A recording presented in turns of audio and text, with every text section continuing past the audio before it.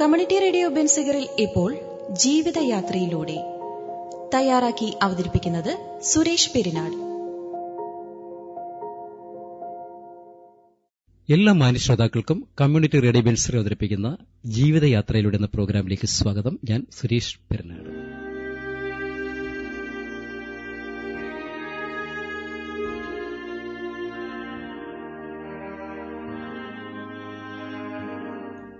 ഇന്നത്തെ നമ്മുടെ അതിഥി എന്ന് പറയുന്നത് കൊല്ലം പനയം സ്വദേശിയായുള്ള പനയം രമേശാണ്. അപ്പൊ അദ്ദേഹത്തിന്റെ ജീവിതയാത്രയാണ് ഇന്ന് നമ്മുടെ പ്രിയ ശ്രോതാക്കൾ മുന്നിൽ അവതരിപ്പിക്കുന്നത്. അപ്പൊ ഏതായാലും നമുക്ക് സ്നേഹത്തോടെ സന്തോഷത്തോടെ അദ്ദേഹത്തെ ഈ പ്രോഗ്രാമിലേക്ക് ഒരിക്കൽ കൂടി സ്വാഗതം ചെയ്യാം. ഹായ്, നമസ്കാരം. നമസ്കാരം. എന്തൊക്കെയുണ്ട് വിശേഷങ്ങൾ? നമസ്കാരം. എന്നെ ഈ ഒരു പരിപാടിയിലേക്ക് ക്ഷണിച്ചതിൽ സുരേഷിനോട് ഞാൻ നന്ദി അറിയിക്കുകയാണ്. ഞാൻ പനയം ക്ഷേത്രത്തിനടുത്ത് തൃപ്പനയം ദേവി ക്ഷേത്രമെന്ന ഒരു മഹാക്ഷേത്രമുണ്ട്, അതിനടുത്തായിരുന്നു കുടുംബം. ഇപ്പോഴ് ഞാൻ കാഞ്ഞിരംകുഴി തൃക്കരുവ വില്ലേജിൽ പഞ്ചായത്തിലായിട്ട് കാഞ്ഞിരംകുഴി എന്ന് പറയുന്ന സ്ഥലത്താണ് താമസിക്കുന്നത്. ഓക്കെ. ഏതായാലും ഒരുപാട് സന്തോഷമുണ്ട്. അതുപോലെ തന്നെ നമ്മുടെ ഈ ജീവിതയാത്ര എന്ന ഈ പ്രോഗ്രാം കൊണ്ട് ഉദ്ദേശിക്കുന്നത് തന്നെ അറിയാമായിരിക്കുമല്ലോ. നമ്മുടെ ജീവിതാനുഭവങ്ങളാണ് ഇതിലൂടെ നമ്മൾ ഉൾപ്പെടുത്തിയിരിക്കുന്നത്. അപ്പോൾ നമ്മുടെ ഓരോ മനുഷ്യന്റെയും ജീവിതാനുഭവങ്ങൾ എന്ന് പറഞ്ഞാൽ പല രീതിയിലായിരിക്കും. പ്രത്യേകിച്ച് നമ്മുടെ കുട്ടിക്കാലം നമുക്കൊരിക്കലും തിരിച്ചു കിട്ടാത്തതും മറക്കാനാവാത്തതുമായിട്ടുള്ള ഒരുപാട് അനുഭവങ്ങൾ തന്നിട്ടുള്ള ഒരു സമയമാണ് നമ്മുടെ കുട്ടിക്കാലം എന്നൊക്കെ പറയുന്നത്, നമ്മുടെ സ്കൂൾ ജീവിതം എന്നൊക്കെ പറയുന്നത്. അപ്പൊ എങ്ങനെയായിരുന്നു നമ്മുടെ കുട്ടിക്കാലങ്ങളൊക്കെ? എങ്ങനെയായിരുന്നു? ഞാൻ വളർന്നതൊക്കെ എൻ്റെ അമ്മാവന്മാരുടെ കൂടെ ആയിരുന്നു. അമ്മൂമ്മയുടെ അപ്പൂപ്പൻ്റെയൊക്കെ കൂടെ ആയിരുന്നു വളർന്നത്. അത് വെളിയം ഭാർഗവന്റെയൊക്കെ സ്ഥലമായിട്ടുള്ള പ്രദേശമാണ്. CPIയുടെയൊക്കെ ഒരു കോട്ടയുമാണ് അന്ന്. ഇപ്പോൾ അതിനൊക്കെ മാറ്റം വന്നിട്ടുണ്ട് കുറച്ചൊക്കെ. അപ്പോൾ അങ്ങനെയുള്ള ഒരു കാർഷിക കുടുംബത്തിലാണ്. അവർ 8 മക്കളാണ്. അതിൽ മൂത്ത ആളാണ് എൻ്റെ അമ്മ. അപ്പോൾ മൂത്ത ആളാണെന്നുള്ളത് കൊണ്ട് തന്നെ എന്നോടൊരു പ്രത്യേക വാത്സല്യവും ഒക്കെ ഉണ്ടായിരുന്നു. അങ്ങനെ അമ്മാവന്മാരാണ് എന്നെ വളർത്തിയതൊക്കെ. അപ്പോൾ അവിടെയാണ് വളർന്നത്. കൊട്ടറ സ്കൂളിലാണ് ഞാൻ വിദ്യാഭ്യാസമൊക്കെ പൂർത്തീകരിച്ചത്. 79 ഞാനവിടെ SLC കഴിഞ്ഞത്. അപ്പോൾ ഇടതുപക്ഷ ചിന്താഗതിക്കാരായിരുന്നു അമ്മാവന്മാരെന്നുള്ളത് കൊണ്ട് എന്റെ മനസ്സിലും ബാല്യത്തിൽ ഇടതുപക്ഷ ചിന്താഗതിയിൽ തന്നെയായിരുന്നു പ്രവർത്തനം. ഞാൻ സ്കൂളിലെ ലീഡറായിരുന്നു, SFIയുടെ സജീവ പ്രവർത്തകനായിരുന്നു. അങ്ങനെയായിരുന്നു സ്കൂൾ ജീവിതം മുന്നോട്ട് പോയിക്കൊണ്ടിരുന്നത്. സ്കൂൾ ജീവിതം എന്ന് പറയുമ്പോൾ തന്നെ നമുക്ക് ഒരുപാട് നല്ല നിമിഷങ്ങളും നമുക്ക് എന്താ പറയാ സന്തോഷകരമായിട്ടുള്ള നിമിഷങ്ങളും ഒരുപാട് ദുഃഖകരമായ നിമിഷങ്ങളും ഒക്കെ സമ്മാനിക്കുന്ന പ്രധാനപ്പെട്ട ഘടകം തരുന്ന സ്കൂൾ ജീവിതത്തിൽ നിന്നാണ്. സ്കൂൾ ജീവിതമൊക്കെ എങ്ങനെയായിരുന്നു? സ്കൂൾ അന്ന് സ്വാഭാവികമായിട്ടും നമുക്കറിയാം, എല്ലാവരും, ഞാൻ മാത്രമല്ല എല്ലാവരും കാർഷിക മേഖല ഇന്നത്തെ പോലെ വലിയ കാർഷികമായ ജീവിത രീതിയായിരുന്നു ഗ്രാമപ്രദേശങ്ങളിൽ ഉണ്ടായിരുന്നത്. അപ്പോൾ അവിടെയൊക്കെ സ്വാഭാവികമായിട്ടും ഞാൻ മാത്രമല്ല മിക്കവാറുമുള്ള എല്ലാ കുട്ടികളും ഉച്ചയ്ക്ക് ഭക്ഷണമൊന്നും കൊണ്ടുപോകാറില്ല. അപ്പോൾ സ്വാഭാവികമായിട്ട് രാവിലെ കഴിച്ചിട്ട് പോകുന്നത് മാത്രമേ ഉള്ളൂ. പുസ്തകം നല്ലൊരു ചുമടുണ്ടാവും, അത് ചുമന്നിട്ട് ഏതാണ്ട് ഒരു 8-9 കിലോമീറ്ററോളം നടക്കണം. നടന്നിട്ടാണ് സ്കൂളിൽ പോകുന്നത്. അപ്പോൾ അങ്ങനെ ഒരു വൈകിട്ട് വന്ന് തന്നെയാണ് ഭക്ഷണം കഴിക്കാറ്. ഉച്ചയ്ക്ക് അങ്ങനെ കഴിപ്പ് ഒന്നുമില്ല. SSLCയുടെ പരീക്ഷയ്ക്ക് സമയത്താണ് ഞാൻ ഈ ഭക്ഷണം കൊണ്ടുപോയി കഴിച്ചിട്ടൊരു ഓർമ്മ എനിക്കുള്ളത്. അപ്പൊ അങ്ങനെയായിരുന്നു കുട്ടിക്കാലമൊക്കെ. പിന്നെ ആ സമയത്തുണ്ടായ സന്തോഷകരമായിട്ടുള്ള ഒരു സന്ദർഭം എന്ന് പറഞ്ഞാൽ, ഞാൻ സ്കൂൾ ലീഡറായി 8 ലീഡറായിരിക്കുമ്പോഴാണ്, 8ലും 10ലും ഞാൻ സ്കൂൾ ലീഡറായിരുന്നിട്ടുണ്ട്. ഈ സമയത്താണ് സ്കൂളിന്റെ രജത ജൂബിലി ആഘോഷത്തിനായിട്ട് പ്രേം നസീർ അവിടെ സ്കൂളിൽ വരികയും വലിയൊരു എക്സിബിഷനൊക്കെ അവിടെ ഉണ്ടായിരുന്നു. അപ്പോൾ ആ പരിപാടിയിൽ ഇപ്പോൾ സ്വാഗതം ആശംസിക്കേണ്ടുന്നത് സ്വാഭാവികമായിട്ട് സ്കൂൾ ലീഡറാണല്ലോ എന്നുള്ളത് കൊണ്ട് നമ്മളെ ആ ചുമതല ഏൽപ്പിച്ചു. പക്ഷേ സ്റ്റേജിലൊന്നും കയറിയിട്ടില്ലാത്ത ഒരാളെന്നുള്ള നിലയിൽ നോട്ടീസിൽ കൊടുത്തിട്ടുള്ള എല്ലാവരുടെയും പേരുകൾ ഇങ്ങനെ കാണാപ്പാഠം പഠിച്ച് കുറേ പ്രാവശ്യം ഇങ്ങനെ പഠിച്ചിട്ടാണ് അന്ന് വേദിയിൽ കയറിയത്. പക്ഷെ അന്ന് പ്രത്യേകം വിളിച്ചിട്ടുള്ളവരുണ്ടായിരുന്നു, പലരും വരാത്തവരുണ്ടായിരുന്നു. ഞാൻ ഈ കാണാതെ പഠിച്ചത് മാത്രം പറഞ്ഞപ്പോൾ റെയ്നസീർ എന്നെ വിളിച്ച് വിളിച്ചിട്ട് തടവി കാണാതെല്ലാം നല്ല ഹൃദയസ്ഥാക്കി വെച്ചിരിക്കുകയാണല്ലേ നോട്ടീസ് മൊത്തം എന്നിട്ട് പറയുകയൊക്കെ ചെയ്തൊരു ഓർമ്മ വളരെ ഒരു സന്തോഷം തരുന്നതാണ്. അങ്ങനെയുള്ള മഹാനടന്മാരുടെയൊക്കെ എടുത്തു വരാനൊക്കെ ഒരു ഭാഗ്യം കിട്ടി. പിന്നെ അതായിരുന്നു സ്കൂളിൽ സന്തോഷം ഉണ്ടാകുന്ന ഒരു കാര്യം. പിന്നെ സ്വാഭാവികം ഒരു ആവറേജ് സ്റ്റുഡന്റ് എന്ന് പറയാൻ പറ്റുള്ളൂ. വലിയ നല്ല മാർക്കൊക്കെ വാങ്ങിയെന്നൊന്നും പറയാനൊന്നും പറ്റത്തൊന്നുമില്ല. അന്നത്തെ സാഹചര്യത്തില് പഠനത്തോട് അത്ര ഒരു താല്പര്യം ഒന്നുമില്ല. പിന്നെ വീട്ടിൽ നിർബന്ധം കൊണ്ട് സ്കൂളിൽ പോകണം. അധ്യാപകർ പറഞ്ഞു തരുന്നത് പരീക്ഷയ്ക്ക് ചോദിക്കും, അല്ലെങ്കിൽ അവർ അടുത്ത ദിവസം ചോദിക്കുമ്പോൾ അടി കിട്ടുമല്ലോ എന്നുള്ളത് കൊണ്ട് എന്തെങ്കിലുമൊക്കെ പഠിക്കുന്നു എന്നുള്ളതേ ഉള്ളൂ. ഇങ്ങനെയൊക്കെ ആയിരുന്നു അന്നത്തെ സ്കൂൾ ജീവിതവും. കാരണം വീട്ടിലും അത്രയൊന്നും ശ്രദ്ധിക്കുന്നില്ല, പഠിക്കുക എന്നുള്ളത് അന്നത്തെ രീതി അങ്ങനെയായിരുന്നു. അടി എന്നുള്ളൊരു ഭയപ്പാടുണ്ടായിരുന്നു, അന്ന് പേടിയുണ്ടായിരുന്നു. അന്ന് അവിടെ ഹെഡ് മാസ്റ്ററൊക്കെ അന്ന് വിളിക്കുന്ന കടുവായെന്നൊക്കെയാണ്. ഇന്നുകൊണ്ട് ഹെഡ് മാസ്റ്റർക്ക് പേടിച്ചിട്ടില്ല. അദ്ദേഹത്തിന്റെ രീതി എങ്ങനെയായിരുന്നു, ഒരു ചൂരലുമായിട്ടാണ് എപ്പോഴും നടക്കാറ്. അത് കൊട്ര SMHS എന്നുള്ള ഇന്ന് ഹയർ സെക്കൻഡറി സ്കൂളാണത്, അവർക്കൊക്കെ അറിയാം. അപ്പോ അങ്ങനെയാണ് അദ്ദേഹത്തെയൊക്കെ വിളിച്ചിരുന്നത് അധ്യാപകർ. ഇന്നത് നമുക്ക് തോന്നും, അന്ന് ആ ഗുരുവിന്റെ മഹത്വം ഒന്നും നമുക്ക് പറഞ്ഞു തരാനൊന്നും ആരും ഉണ്ടായിരുന്നില്ല. അപ്പൊ ഇപ്പൊ ഞാൻ ഈ ആധ്യാത്മിക വിഷയങ്ങൾ ക്ലാസ്സൊക്കെ എടുക്കുമ്പോൾ ഗുരുവിന്റെ മഹത്വമൊക്കെ ഇങ്ങനെ പറയുമ്പോഴൊക്കെ അന്ന് ഞാൻ ഗുരുവിനെയൊക്കെ ഇങ്ങനെ കടുവ എന്നൊക്കെയാണല്ലോ നമ്മള് കൂട്ടുകാരൊക്കെ കൂടി വിളിക്കുകയൊക്കെ ചെയ്തിരുന്നതെന്ന് നോക്കുമ്പോഴൊരു വിഷമമുണ്ട്. പക്ഷെ കേക്ക് വിളിച്ചിട്ടില്ല. എങ്കിലും മനസ്സിലെങ്ങനെ ഞാൻ മാത്രമല്ല, മിക്കവാറുള്ള എല്ലാവരും അങ്ങനെ തന്നെയാണ് കിട്ടിരുന്നത്. എന്നാലും നമ്മളൊരു ആ ഒരു ഗുരുശിഷ്യ ബന്ധം വളരെ സുരക്ഷിതമായിരുന്നു അല്ലേ? തീർച്ചയായിട്ടും അന്നത്തെ കാലങ്ങളിലെ. പിന്നെ അത് കഴിഞ്ഞിട്ട് പിന്നെ എന്തായിരുന്നു? അത് കഴിഞ്ഞിട്ട് ഞാൻ ITIയിലാണ് പോയത്. ഒരു പ്രൈവറ്റ് ഇൻസ്റ്റിറ്റ്യൂട്ടാണ്, ക്രിസ്ത്യൻ മാനേജ്മെന്റിന്റെ കിഴക്കേ കല്ലട മതിലകത്ത് ഒരു ITC തുടങ്ങി. അവിടെ ആണ് ഞാൻ പോയത്. മെക്കാനിക്കൽ ഫിറ്ററായിട്ടാണ് ചേർന്നത്. അപ്പൊ 2 വർഷം അവിടുത്തെ ഒരു പഠനം. അത് ആ സമയത്ത് SSLC കഴിഞ്ഞപ്പോഴത്തേക്ക് തിരിച്ച് സ്വന്തം നാട്ടിലേക്ക് വന്നു, പനയത്തേക്ക് വന്നു. അച്ഛന്റെ അമ്മയുടെയും സഹോദരങ്ങളുടെയും ഒപ്പമായി അവിടെ വന്നിട്ടാണ് ITയിലൊക്കെ പോയത്. അച്ഛനും അമ്മ ഒരു കാർഷിക മേഖലയിൽ പണിയെടുക്കുന്ന തൊഴിലാളിയായിരുന്നു. അച്ഛനാണെങ്കിൽ വോട്ട് കമ്പനിയിൽ വോട്ടുണ്ടാക്കുന്ന പ്രസ്സിലും ഒക്കെ ആയിട്ടായിരുന്നു അച്ഛന്റെ ജോലി. ശരിക്കും പറഞ്ഞാൽ ചെളി ചുമന്നും ഒക്കെയാണ് അവരെന്നെ വളർത്തിയത്. എന്നെ ഈ ITI വിട്ട് പഠിപ്പിക്കുന്നതും ഫീസ് തന്ന് പഠിപ്പിക്കുന്നതും ഒക്കെ ഈ ചെളി ചുമന്ന് കൊണ്ടുവന്ന പൈസ കൊണ്ടാണ് എന്നെ പഠിപ്പിച്ചത്. പക്ഷെ അത് ആണ് എനിക്ക് പിന്നീടുള്ള ജീവിതത്തിന് തുണയായതും. അതിന് ഞാൻ വില കൊടുത്തിരുന്നില്ല. അതിന് ആ സർട്ടിഫിക്കറ്റ് ഒന്നും അത്ര ഒരു മഹത്വം ഉള്ളതായിട്ട് ഞാൻ കണ്ടിരുന്നില്ല. അത് പക്ഷേ എന്റെ ഒരു ആപത് ഘട്ടത്തില് ആ ചെളി ചുവന്ന് അച്ഛൻ പഠിപ്പിച്ച സർട്ടിഫിക്കറ്റ് ആയിരുന്നു എനിക്ക് തുണയായി തീർന്നത് വിദേശത്തേക്കൊക്കെ പോകാൻ വേണ്ടിയിട്ട്. നമ്മുടെ അച്ഛന്റെ അമ്മയുടെയൊക്കെ ആ ജോലി ഭാരത്തിന്റെ വിയർപ്പിന്റെ ആ ഒരു റിസൾട്ട് എന്ന് പറയുന്നത് നമുക്ക് ആ ഒരു സർട്ടിഫിക്കറ്റ് ആയിരുന്നു. തീർച്ചയായിട്ടും അല്ലേ? അതുകൊണ്ട് നമുക്ക് പ്രയോജനം ഉണ്ടായി. അതുകൊണ്ടാണ് പ്രയോജനം ഉണ്ടായത്. അത് ഞാൻ എല്ലാവരോടും പറഞ്ഞിട്ടുമുണ്ട്. പിന്നീട് വന്നുള്ള സാഹചര്യങ്ങളിൽ ഞാൻ എല്ലാവരോടും പറഞ്ഞിട്ടുമുണ്ട്. പിന്നെ എങ്ങനെയായിരുന്നു? പിന്നെ പുറത്തൊക്കെ ആയിരുന്നു? പിന്നെ അത് കഴിഞ്ഞിട്ട് ഞാൻ ആദ്യം പറഞ്ഞല്ലോ, ഞാൻ ഇടതുപക്ഷ ചിന്താഗതിക്കാരനായിരുന്നു. കൊട്ടറ വെളിയത്ത് നിന്നും പഠനം കഴിഞ്ഞ് ഞാൻ 1979 മാർച്ച് 26-ാം തീയതിയാണെന്ന് തോന്നുന്നു പരീക്ഷ അവസാനിച്ചത്. 27-ാം തീയതി ഞാൻ എന്റെ വീട്ടിൽ വരികയും ചെയ്തു. ഈ വഴിത്തിരിവാണ് ഞാൻ മുമ്പ് പറഞ്ഞ അച്ഛൻ ചെളിയൊക്കെ ചുമന്ന് എന്നെ പഠിപ്പിച്ചു. ആ സർട്ടിഫിക്കറ്റാണ് എനിക്ക് വഴിത്തിരിവായത് എന്ന് ഞാൻ പറയാൻ കാരണം ഈ സംഘടനാ പ്രവർത്തനത്തിന്റെ മേഖലയിൽ നിൽക്കുന്ന സമയത്താണ് അച്ഛൻ ഇതിൽ നിന്നൊക്കെ എന്നെ ഒന്ന് ഒഴിവാക്കി കൊണ്ടുപോകണമെന്ന് കരുതിയിട്ട് തമിഴ്നാട്ടിൽ ജോലിയുള്ള ഒരു ബന്ധുവുമായിട്ട് എന്നെ ഇവിടുന്ന് പറഞ്ഞു വിട്ടു.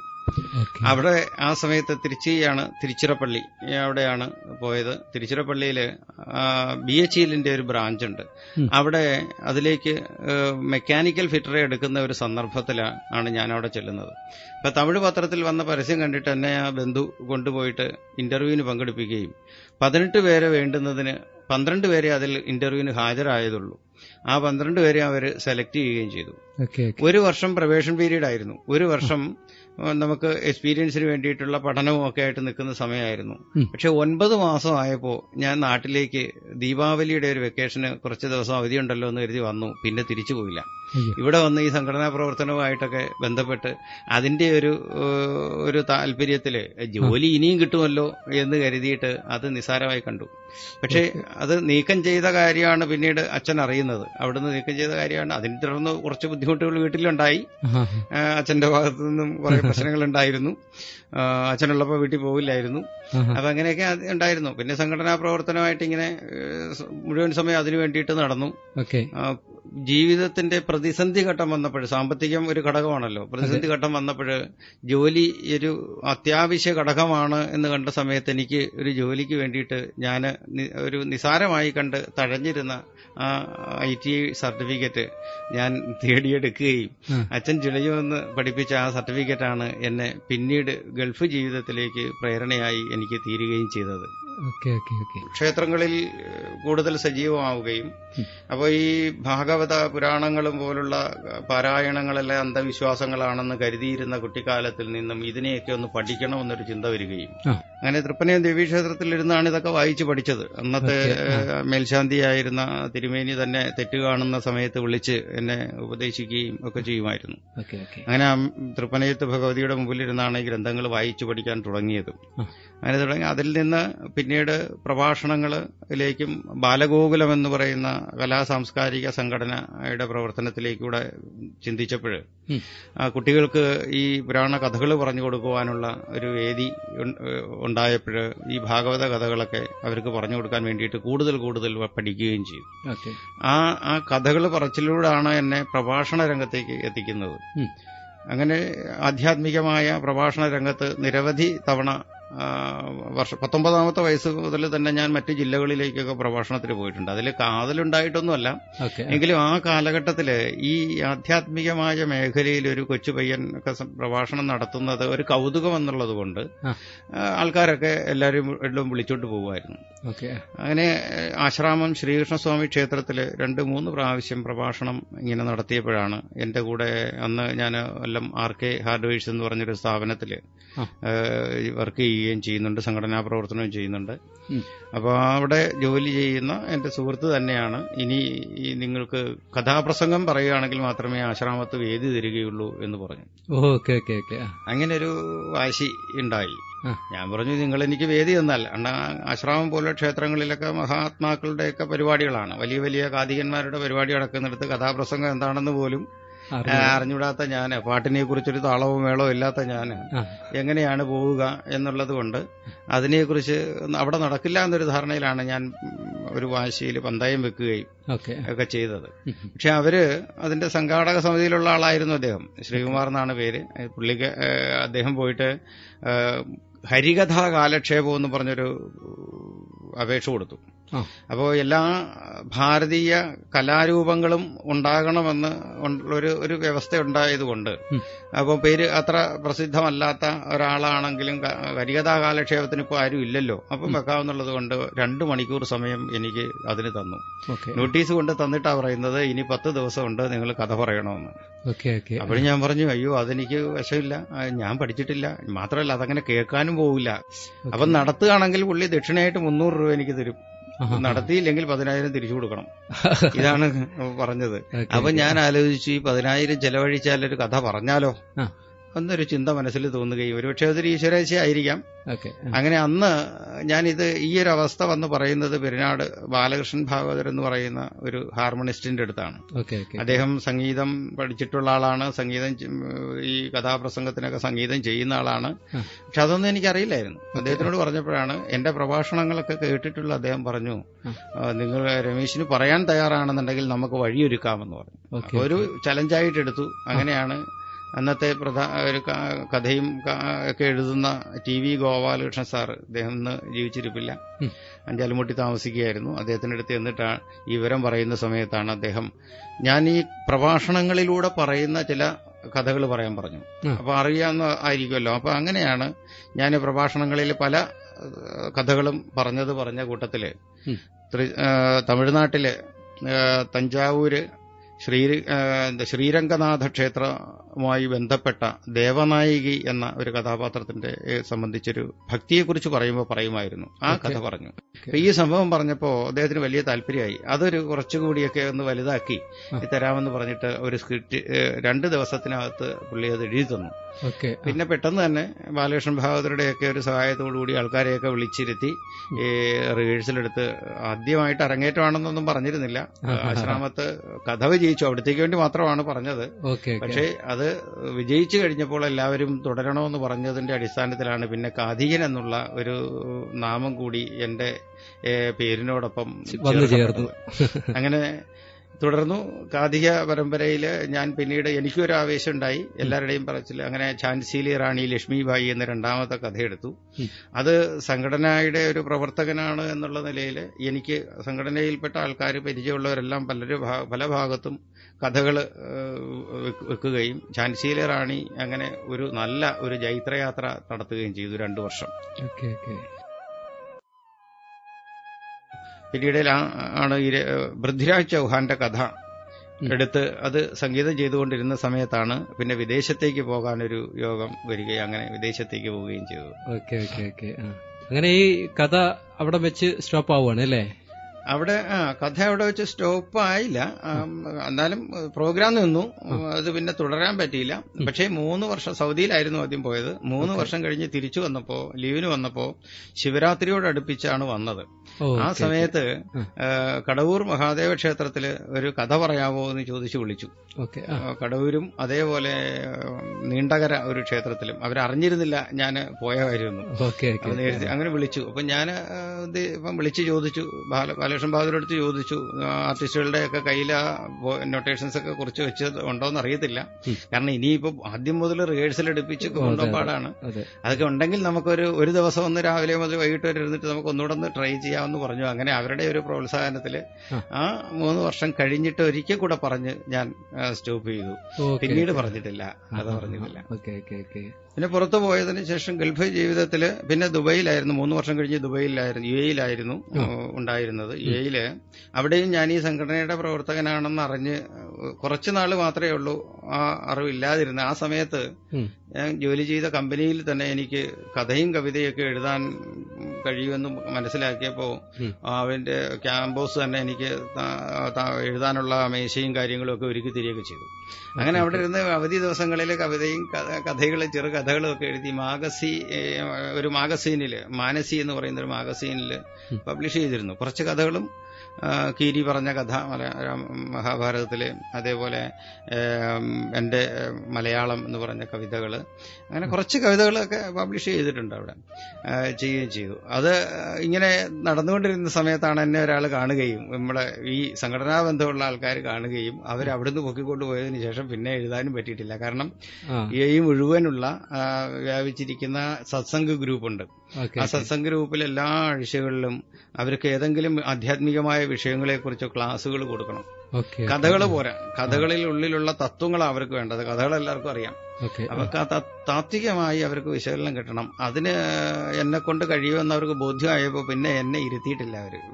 വ്യാഴം വെള്ളി ദിവസങ്ങൾ, അന്ന് അവധി വെള്ളിയാഴ്ചയായിരുന്നു, അവിടെ റെസ്റ്റ് ഇല്ല. അങ്ങനെ UAE-യുടെ 7 എമിറേറ്റ്സിന്റെ ചുമതലകളിൽ, ആ സംഘടനാ ചുമതലയിൽ പ്രവർത്തിക്കുകയും ആ രീതിയിൽ അവിടെ പോയിട്ടും ഈ സംഘടന മനസ്സിലുള്ള ആശയങ്ങളിലൂടെ ഈ ആധ്യാത്മികമായ വിഷയങ്ങൾ, കുടുംബ സദസ്സുകളാണ്, കുട്ടികളുടെ പ്രത്യേകവും കുടുംബ സദസ്സുകൾ പ്രത്യേകമായിട്ടുണ്ട്, നടത്തുകയും അതേപോലെ നമ്മുടെ കേരളത്തില് ശബരിമലയിൽ കൂടുന്ന അയ്യപ്പ ഭക്തന്മാരെ കഴിഞ്ഞാല് പിന്നീട് ഏറ്റവും കൂടുതൽ ഞാൻ കണ്ടിട്ടുള്ള അയ്യപ്പ ഭക്തന്മാര് ദുബൈയില് അയ്യപ്പ മഹോത്സവം നടത്തുന്ന സമയത്ത് ശബരിമലയിൽ നിന്നും വൃശ്ചിക 1-ന് പഴയ ശാന്തി ഇറങ്ങുന്ന ആള് ആണ് ആദ്യം വരുന്നത് ദുബൈയിലേക്ക് വരിക. അപ്പൊ ദുബൈയില് 15 വർഷമായിട്ട് ഇത് തെറ്റാതെ നടന്നു വരുന്നു. പ്രവാസ ജീവിതം അങ്ങനെയായിരുന്നു. തുടർച്ചയിപ്പോ 5 വർഷമായിട്ട് ഞാൻ തിരിച്ച് നാട്ടിലുണ്ട്. നാട്ടിൽ വന്നു. നാട്ടിൽ നിന്ന് മക്കൾ 2 പേരാണ്. ഭാര്യ ഗീത. വീടിനടുത്ത് തന്നെ, ഇവിടെ അടുത്ത് തന്നെയാണ്, പനയത്ത് തന്നെയാണ്, പനയം പഞ്ചായത്തിൽ തന്നെയാണ്. മക്കള് രണ്ടുപേര് അശ്വതി കൃഷ്ണ, അജയ് കൃഷ്ണ. മകള് വിവാഹം കഴിച്ചു 2014. ഒരു ഓച്ചറയാണ് അയച്ചത്. അയാള് പൂനെയിൽ നിന്ന് കമ്പനി നടത്തുകയാണ്. അപ്പൊ മകൾ അവിടെയാണ്. 2 കുട്ടികൾ അവർക്കുണ്ട്. മകൻ ഇപ്പോഴാണ് വിവാഹം കഴിച്ചിട്ടുണ്ട്. അയാള് ജനുവരിയില്, ഈ കഴിഞ്ഞ ജനുവരിയിലായിരുന്നു വിവാഹം. അയാളും ദുബൈയില് എഞ്ചിനീയറായിട്ട് വർക്ക് ചെയ്യുന്നു. അതാണ് കുടുംബ പശ്ചാത്തലമായിട്ടുള്ളത്. അപ്പൊ ഇവിടെ വന്നിട്ട് ഇപ്പൊ ഞാൻ ആധ്യാത്മികമായ പ്രഭാഷണങ്ങളും, അപ്പോ ഒരു വ്യത്യാസം മനസ്സിലാക്കിയത് ദുബൈയിലിരുന്ന സമയത്താണ് കൂടുതലും ഞാൻ പഠിച്ചതെന്നുള്ളതാണ്. നമ്മുടെ സനാതനധർമ്മത്തിന്റെ പ്രവർത്തനങ്ങളിലൂടെ ബന്ധപ്പെട്ട് നിൽക്കുമ്പോഴൊന്നും അതിന്റെ അടിസ്ഥാന ഗ്രന്ഥങ്ങൾ 4 വേദങ്ങളാണ് എന്ന് ഞാൻ പറയുന്നതല്ലാതെ ഈ വേദങ്ങൾ ഞാൻ കണ്ടിട്ടില്ലായിരുന്നു. ഈ 4 വേദങ്ങൾ ഞാൻ കാണുന്ന അറബ് രാജ്യത്ത് വെച്ചിട്ടാണ്, ദുബൈയിൽ വെച്ചിട്ടാണ് ഈ 4 വേദങ്ങൾ ഞാൻ കാണുന്നത്. അപ്പോ വേദങ്ങള്, ഉപനിഷത്തൊക്കെ ഇവിടെ വെച്ച് കണ്ടിട്ടുണ്ട്. പക്ഷെ 4 വേദങ്ങൾ ഞാൻ കാണുന്നത് ദുബൈയിൽ വെച്ചിട്ടാണ്. അപ്പോ ഈ വേദഗ്രന്ഥങ്ങളിലൂടെ ഉള്ള അറിവ് ഒക്കെ പഠിക്കാൻ ഒരു ജന്മം ഒരു വേദം പഠിക്കുന്നതിന് വേണം. അപ്പോ അതിലെ അറിവ് ലളിതമായിട്ട് പലരും വ്യാഖ്യാനിച്ച് തന്നിട്ടുള്ള ഗ്രന്ഥങ്ങളിലൂടെ നമ്മൾ ഇന്ന് അനുഷ്ഠിച്ചുകൊണ്ടിരിക്കുന്ന കാര്യങ്ങളൊക്കെ പുറംപോടിയാണ് എന്നും അതിലെ ആഴത്തിലുള്ള തത്വം ഉണ്ട് എന്നും മനസ്സിലാക്കിയത്. അപ്പോ ഉദാഹരണത്തിന് അബുദാബിയില് ഒരു സ്കൂളില്, ക്രിസ്ത്യൻ മാനേജ്മെന്റിന്റെ ഒരു സ്കൂളിലാണ്. അവിടെ ക്ലാസ് നടന്നുകൊണ്ടിരുന്ന സമയത്ത് ഒരു ടീച്ചർ ഇത് കണക്ക് ക്ലാസ് എടുത്തുകൊണ്ടിരുന്നപ്പോൾ പറഞ്ഞു, പെൺകുട്ടികളില് 15-നും 20-നും ഇടയ്ക്ക് പ്രായമുള്ളവരുള്ളവരൊന്ന് കൈവക്കാൻ പറഞ്ഞു. വീട്ടിൽ 7ാം സ്റ്റാൻഡേർഡിലെ കുട്ടികളാണ്.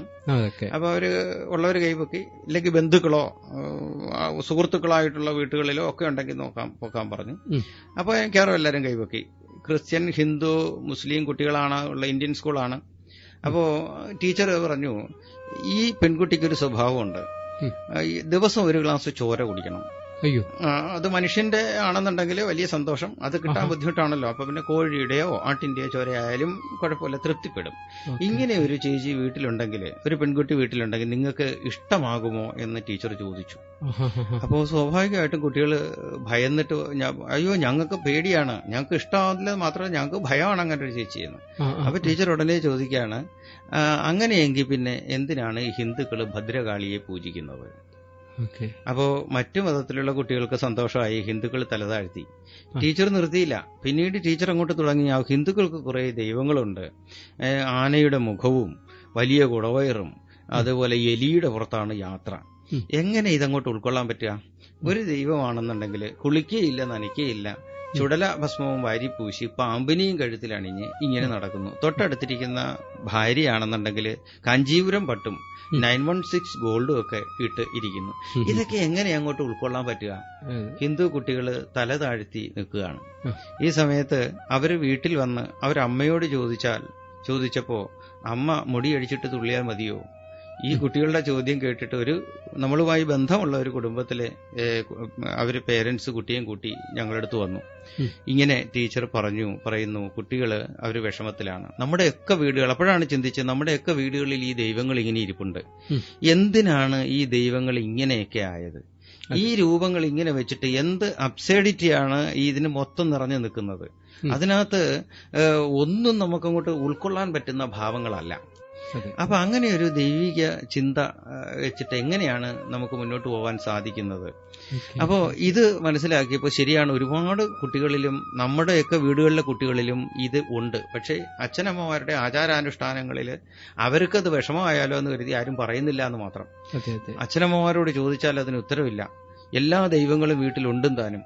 അപ്പോൾ എന്താണ് ഇതിന്റെ പിന്നിലെ തത്വമെന്ന് വിശദമായി പഠിക്കുകയും അവിടെ ഈ ബാലഭാരതിയിൽ വരുന്ന കുട്ടികൾക്ക് എല്ലാവർക്കും പറഞ്ഞു കൊടുക്കാൻ വേണ്ടിയിട്ട് അമിറ്റി യൂണിവേഴ്സിറ്റിയിൽ വെച്ച് 2 ആഴ്ചകളിലായിട്ട് ഈ ബാലമിത്രങ്ങളെ, ക്ലാസ് എടുക്കുന്നതൊക്കെ മിക്കവാറൊക്കെ ടീച്ചേഴ്സാണ്, അപ്പൊ അവർക്ക് വേണ്ടിയിട്ട് അവിടെ യൂണിവേഴ്സിറ്റിയിൽ വെച്ച് 2-2.5 മണിക്കൂർ വെച്ച് ക്ലാസ് എടുക്കുകയും ചെയ്തതാണ് എന്റെ ഏറ്റവും വലിയ ഒരു സന്തോഷകരമായ ഒരവസ്ഥ.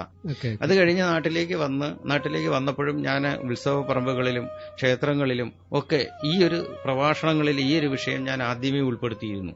ഈ ദേവീ തത്വം എന്താണ്, ശിവതത്വം എന്താണ് ഋഷിമാര് നമുക്ക് ഈ രൂപത്തിൽ തന്നിട്ടുള്ളത് എന്നൊക്കെ എത്രയും പേരിലേക്ക് ഇത് എത്തിക്കണമെന്നുള്ള ഒരു താല്പര്യം കൊണ്ടാണ് ഞാനിവിടെ നാട്ടിൽ വന്നിട്ട് ഞാൻ ഭഗവത്ഗീതയുടെ ക്ലാസ് തുടങ്ങി.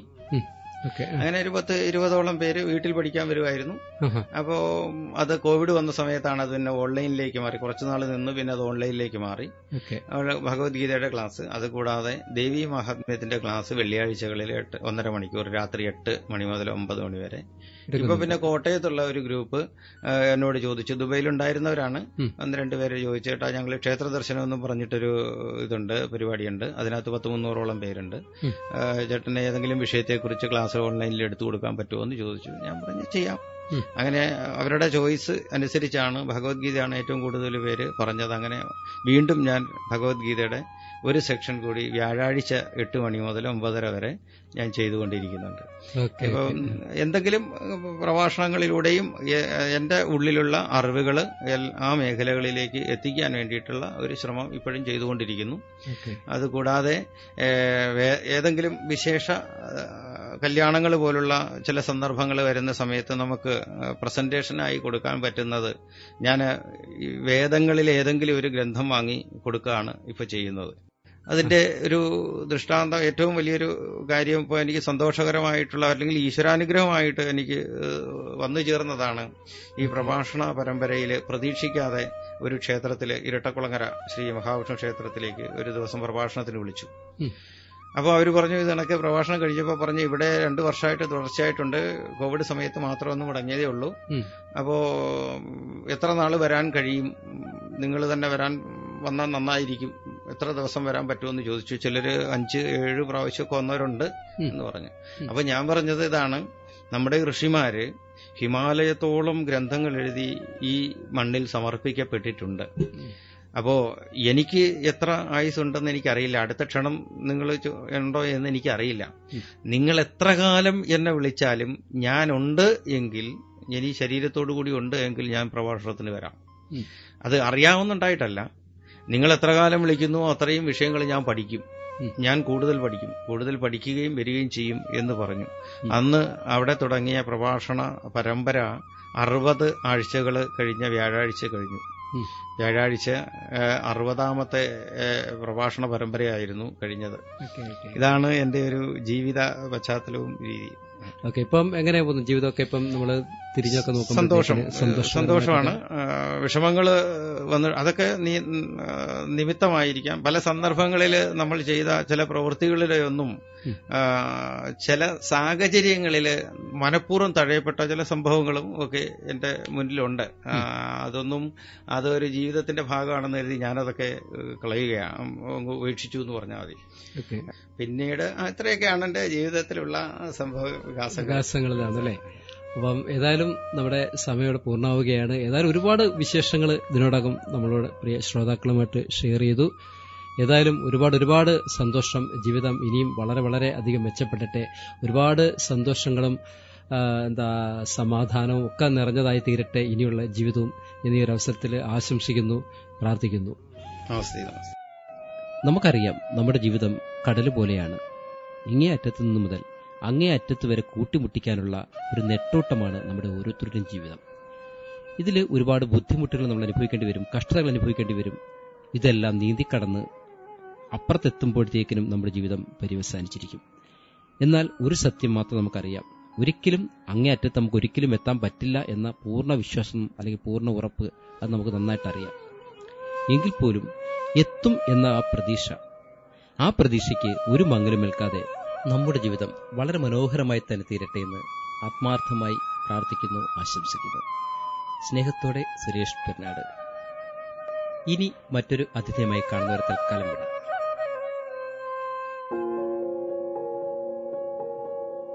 കമ്മ്യൂണിറ്റി റേഡിയോ ബെൻസിഗറിൽ നിങ്ങൾ ഇതുവരെ കേട്ടത് ജീവിതയാത്രയിലൂടെ. തയ്യാറാക്കി അവതരിപ്പിച്ചത് സുരേഷ് പെരുന്നാട്.